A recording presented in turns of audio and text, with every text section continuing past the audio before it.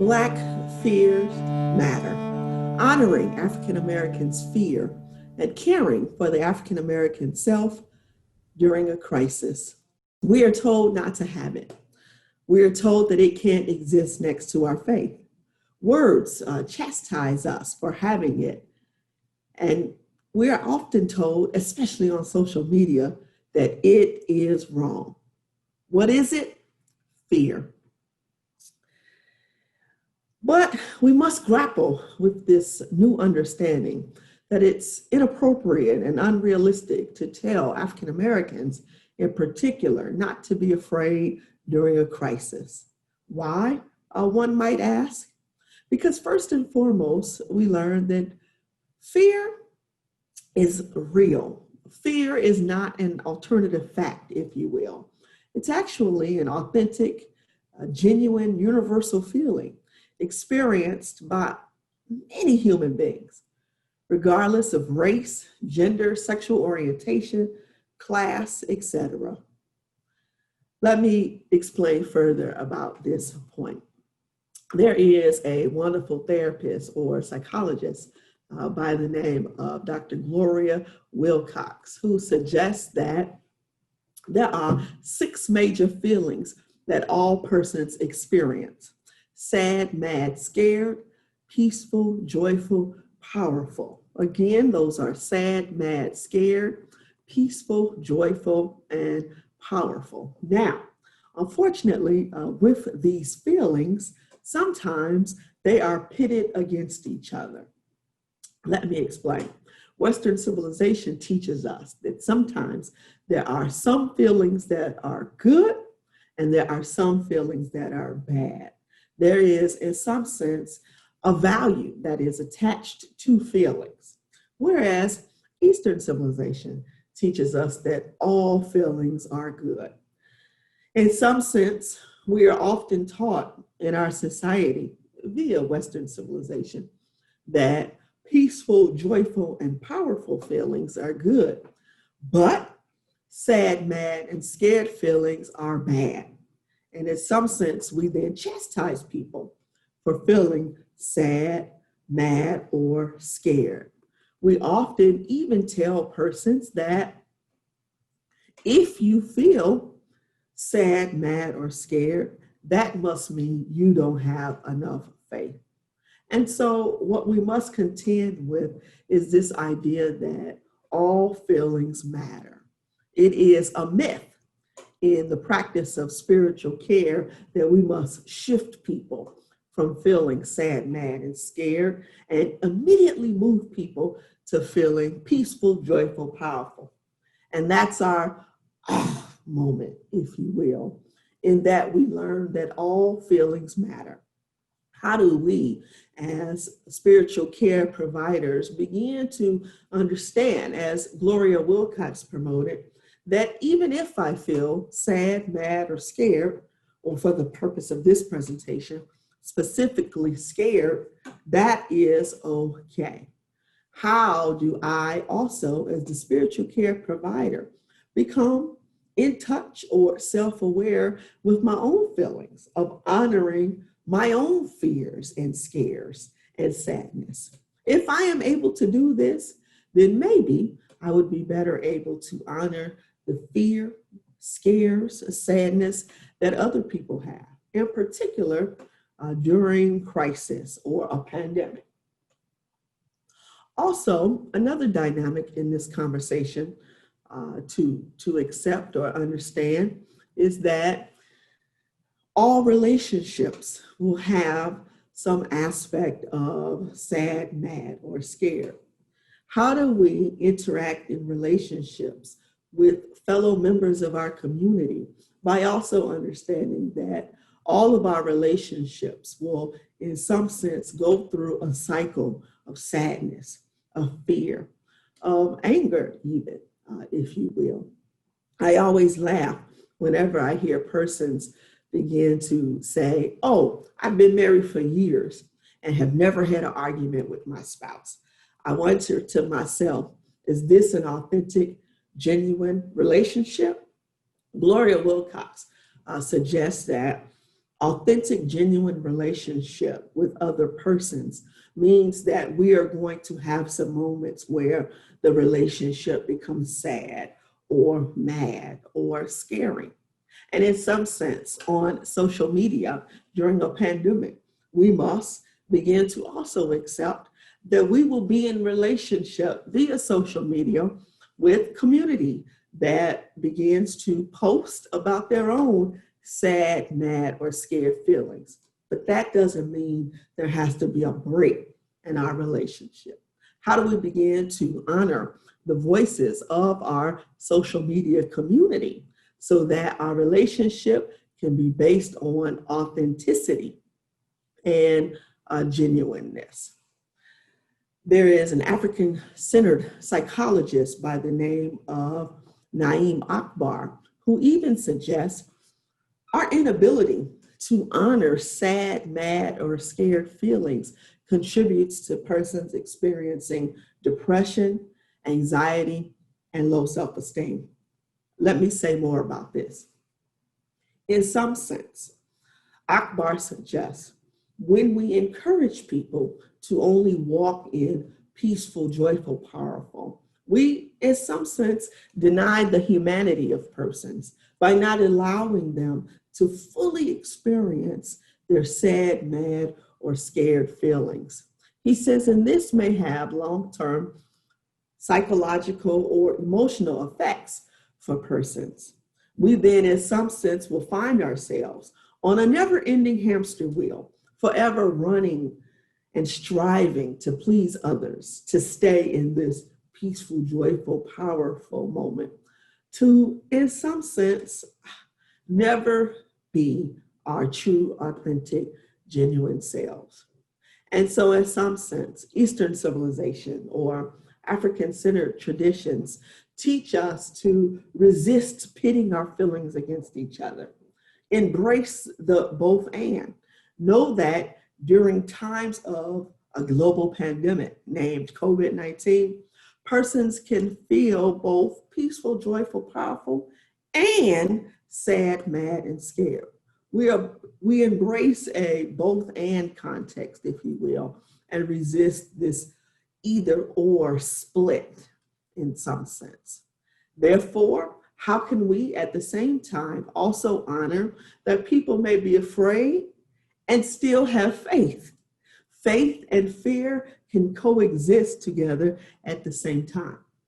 We as spiritual care providers, as clergy, as social activists, as laypersons and scholars are encouraged to learn that we are human beings who are psychologically complex and capable of holding more than one feeling at any given time. Therefore, when persons post on social media, Facebook, for example, that I'm afraid during this global crisis, family system steering or African-centered psychology would teach us that it is okay to honor persons' feelings. It is okay to say, you are okay for feeling afraid. This is not an attack on your faith. You can be both deeply dedicated and faithful and at the same time afraid. We have some spiritual care strategies we would invite you to engage in during this time for this particular context. When someone posts that they feel sad, mad, or scared during this COVID-19 crisis, we invite you first and foremost to affirm this person's openness and vulnerability in sharing their feelings publicly online in digital space. In light of COVID-19, we're discovering, since we are social distancing in our respective homes, social media becomes our new form of community to engage persons virtually, if you will. And so social media becomes this new wonderful space for us to provide spiritual care in new, progressive, liberating ways that we've never thought of before. So if someone posts, I feel afraid in light of COVID, We can respond with, first and foremost, affirming this person's openness and vulnerability by saying, thank you for sharing your feelings. That was very brave or courageous of you. What would it look like to actually type that in the comments section in response to this person's post? Or we might be also encouraged, second, to empathize with those feelings and say something like, I can understand why you may be feeling this way. Maybe you felt that way before yourself. Maybe you can share your story of also empathizing with their feelings of scared. Next, we want to affirm person's steadfast spirituality and at the same time, their realistic humanity. We want to reflect back to persons when they post on social media, I feel afraid.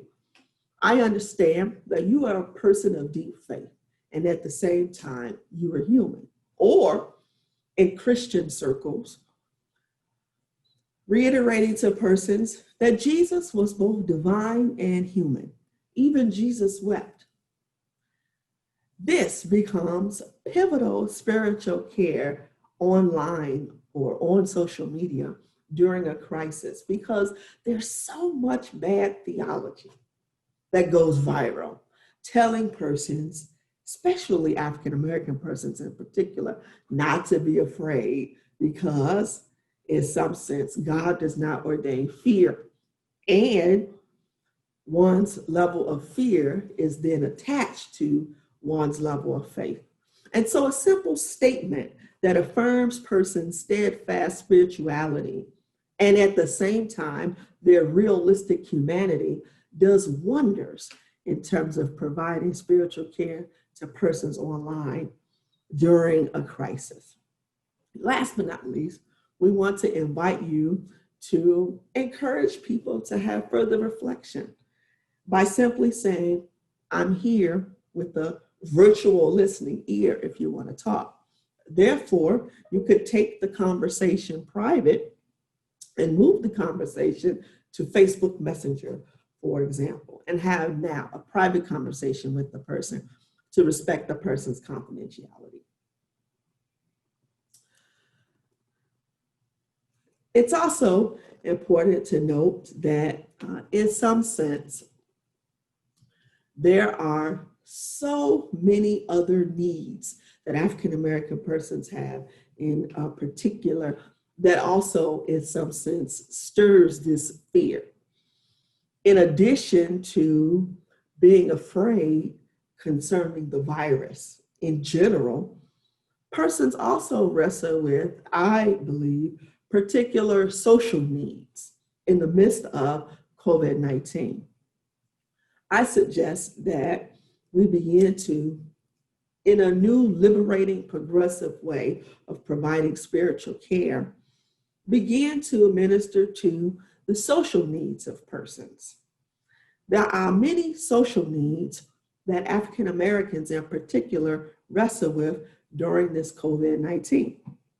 According to the Centers for Disease Control, African Americans have particular needs that are then highlighted, especially during a crisis. Those particular social needs are unemployment, living in poverty, no home ownership, and an inability to see a medical doctor. What meaning does these four social needs have for us in thinking about how we understand African American persons' response to COVID-19? Let me explain. It is because of these four particular external social factors that now contribute to African American health disparities. What do I mean by that?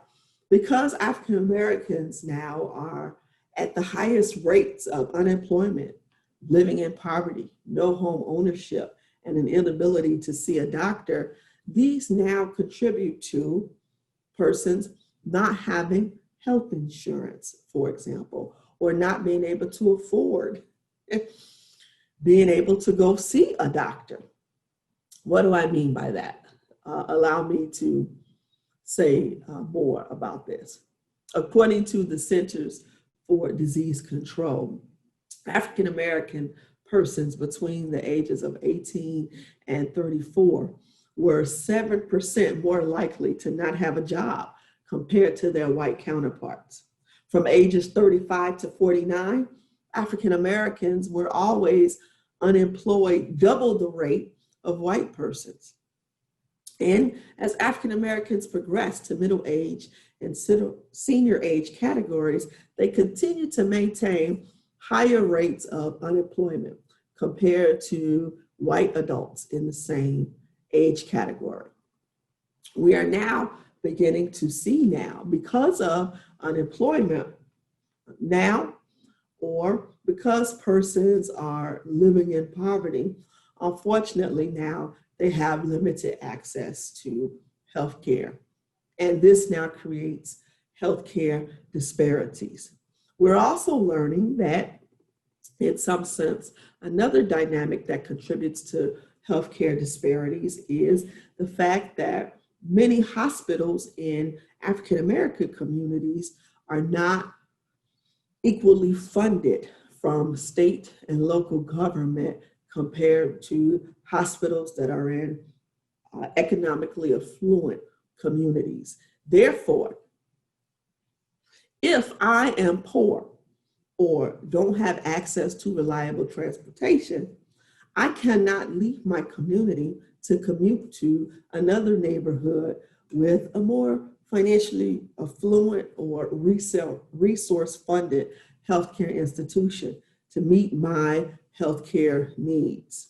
And so this is also another reason why African Americans in particular have more fears during this COVID-19 pandemic.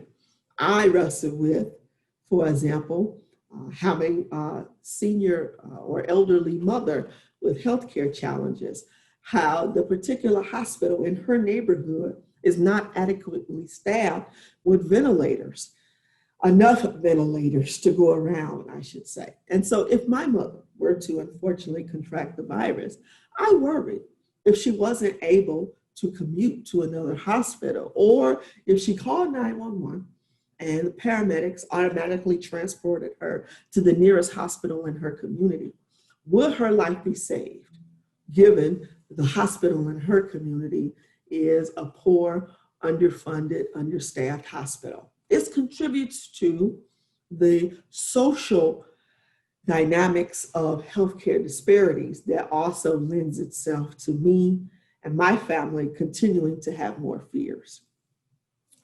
Nancy Boyd Franklin suggests that it is impossible to talk about crisis without also looking at what I'm speaking about as the intersectionality of oppression and the ways in which systemic social issues contribute to healthcare disparities among poor African American persons today.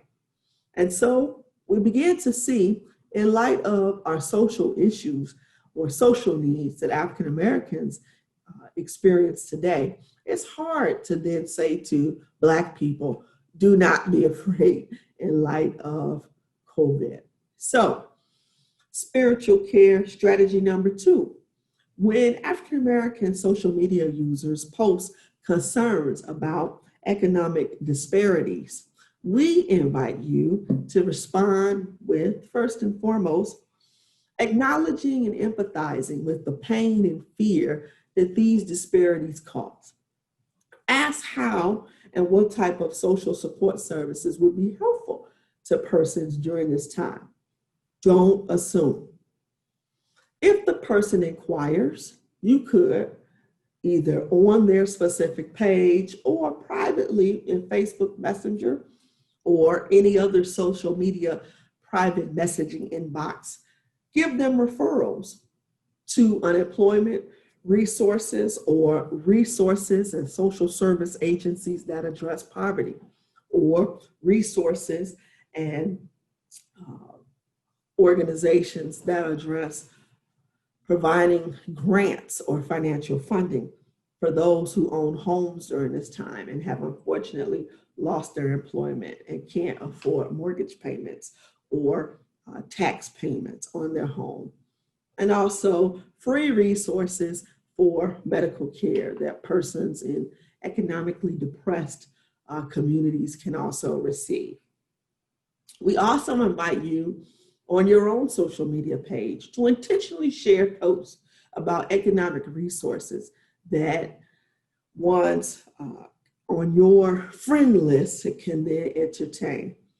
It is so important in this conversation, though, that you do not violate confidentiality by tagging people, if you will. And last but not least, we invite you to participate in social justice activism by supporting and challenging your local state lawmakers for more economic resources and affordable healthcare institutions in underserved persons of color communities. Initiate offering social service resources via your faith community and religious institutions. Support social service, local, state, and national organizations and agencies already doing this meaningful work.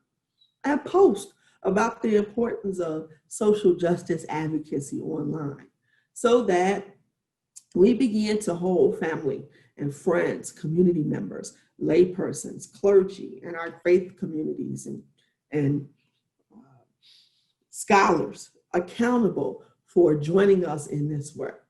In some sense, I am pushing us to rethink how we understand spiritual care.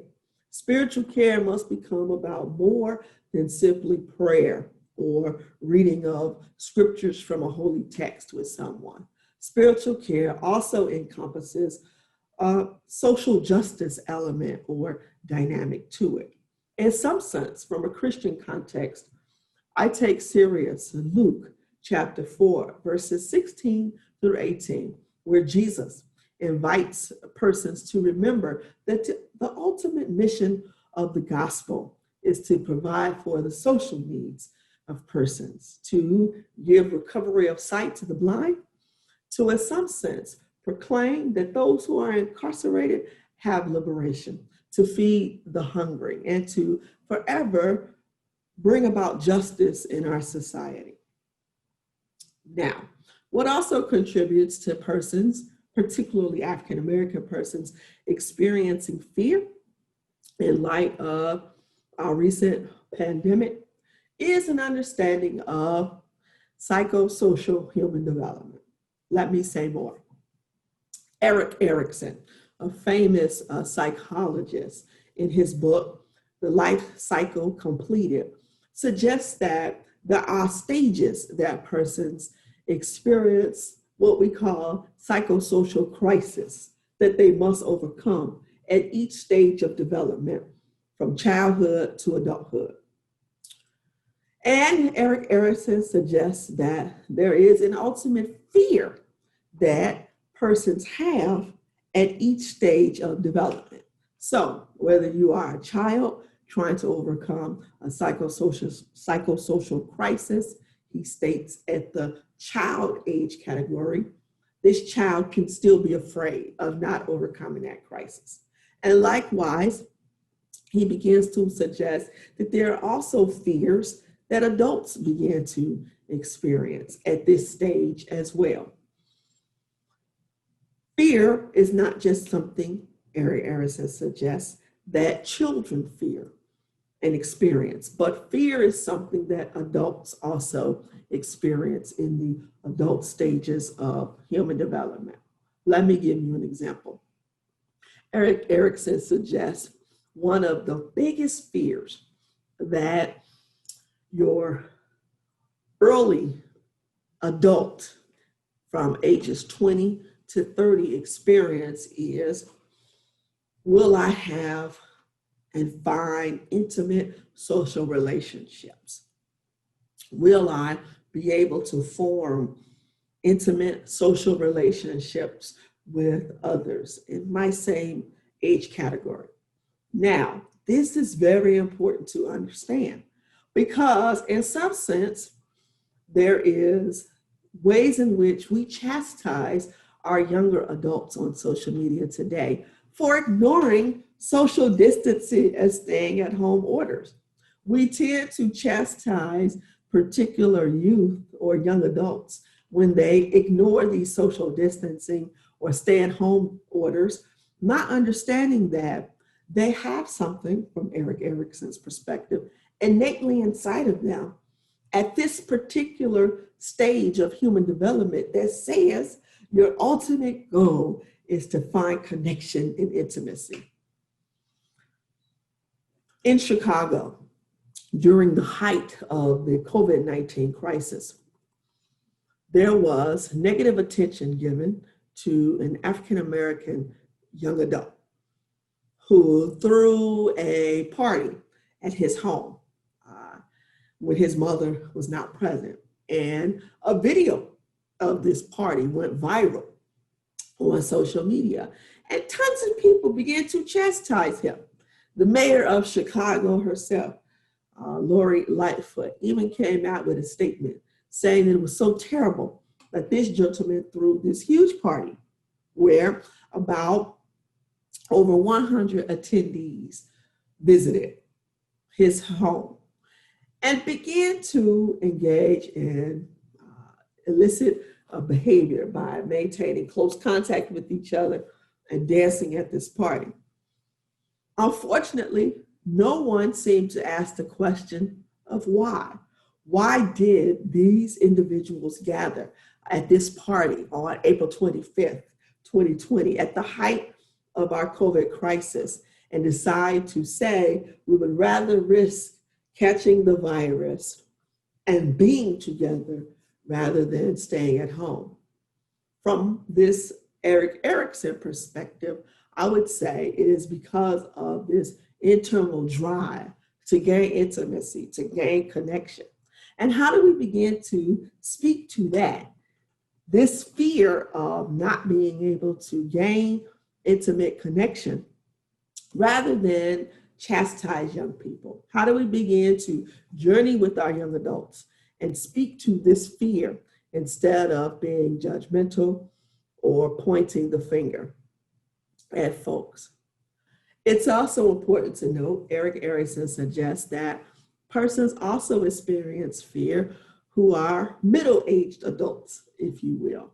There is this desire, according to Erikson, for middle-aged adults to want to contribute to society, to wonder about what has been their ultimate contribution to the larger world. And sometimes that contribution is found in working. So another dynamic that we experience is you have a middle-aged adult group who may resist simply staying at home and practicing social distancing because there's an ultimate intrinsic desire to want to continue working and figuring out how do I continue contributing to the larger society. And so this now becomes another type of fear that many persons who are in the middle-aged adult category begin to struggle with and wrestle with. Instead of chastising persons for continuing to work, how do we begin to speak to the ultimate fear these persons have of not being contributing members of the larger society? This also makes us think about COVID-19 in terms of classism, where some adults are not able to simply stay at home and practice social distancing and not work. Given particular economic poverty instances or low-income households, many adults don't have a choice to simply stay at home and social distance. If I have to work because I don't have a type of job that allows me to work from home or pays me to stay at home and work, then I am in a world of trouble. And I suggest that this is another fear that African Americans experience during this COVID that we have to be sensitive to. Last but not least, Erik Erikson suggests that your senior adults, your older group, begins to wrestle with fearing, did my life matter? Did I contribute successfully to the world? Or has my living been in vain? This is another fear that older African American adults wrestle with, that we must maintain some sensitivity to in some sense. And so my invitation is that we become sensitive to the psychosocial dynamics that create fear among adults at each stage of adult functioning, given what Eric Erickson highlights. It's not enough just to say, don't be afraid to a 20-year-old, or don't be afraid to a 40-year-old, or don't be afraid to a 60-year-old African American person, because of all of these internal values of either wanting to gain intimacy or wanting to, in some sense, contribute to the world, or wanting to, before I take my last breath, discern if there's something more in life I need to do because I have not contributed to the world. How do we become sensitive to that in our spiritual care?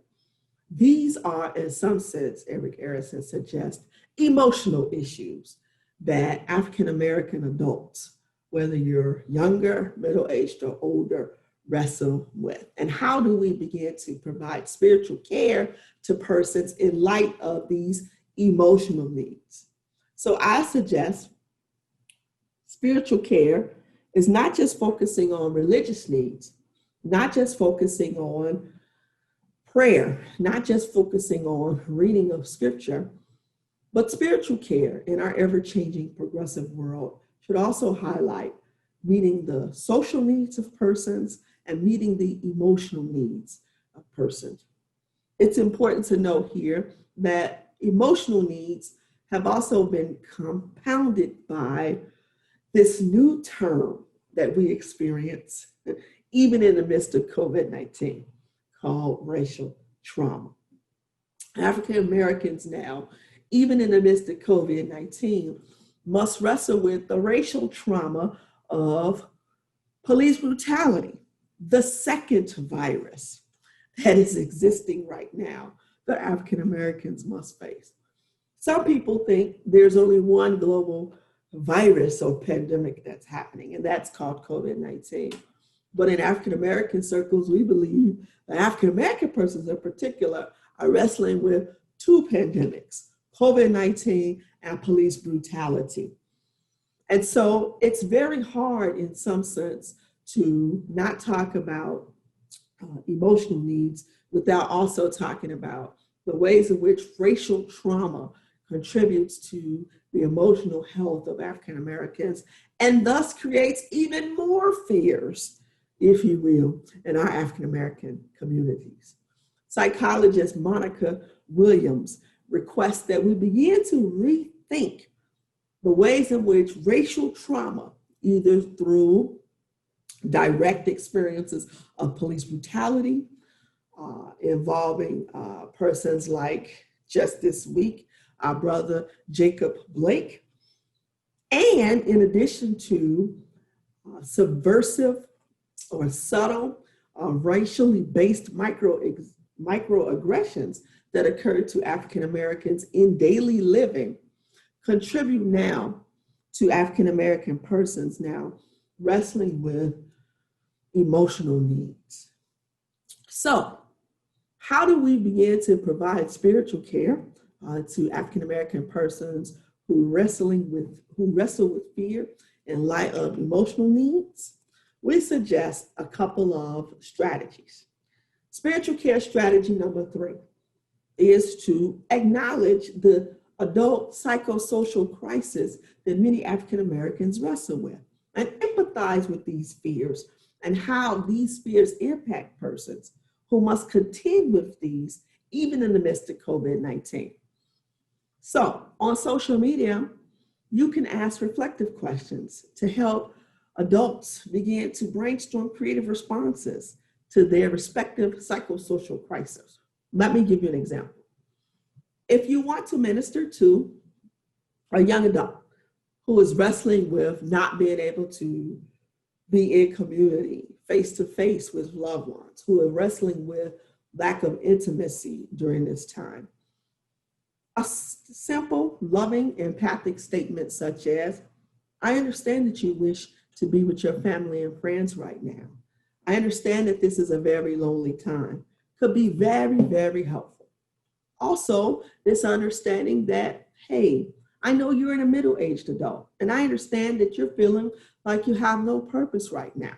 What can we do to be helpful and supportive to you during this time? Or if you're speaking with a senior, a simple question like, I understand that you're surveying your life right now, and you're wrestling with how have you contributed to the world? How can you continue to celebrate your gifts and your skills and your accomplishments? And we affirm that you have been a wonderful contributor to society. In light of police brutality and racial trauma, we invite you to ask persons to reflect on, in light of racism, who and what are you called to be and do? How can you transform your rage into creativity? What are your gifts and your skills and your talents that'll give you new meaning and life purpose in the midst of structural racism and oppression? And then how do you begin to share with people particular therapeutic resources? There are 4 websites that we invite you to share on your social media. BlackTherapistRock.com. Again, that's BlackTherapistRock.com. TherapyForBlackGirls.com. MelaninAndMentalHealth.com. And the Association of Black Psychologists. www.abpsi.org. That's abpsi.org. We invite you to share these resources to minister to the emotional needs of persons and really help persons begin to reflect on what is my new life meaning and purpose in light of COVID-19. Last but not least, it's so important to understand that African Americans also have particular faith needs during this time. In some sense, there are 3 theological constructs that most African Americans have, especially during a crisis.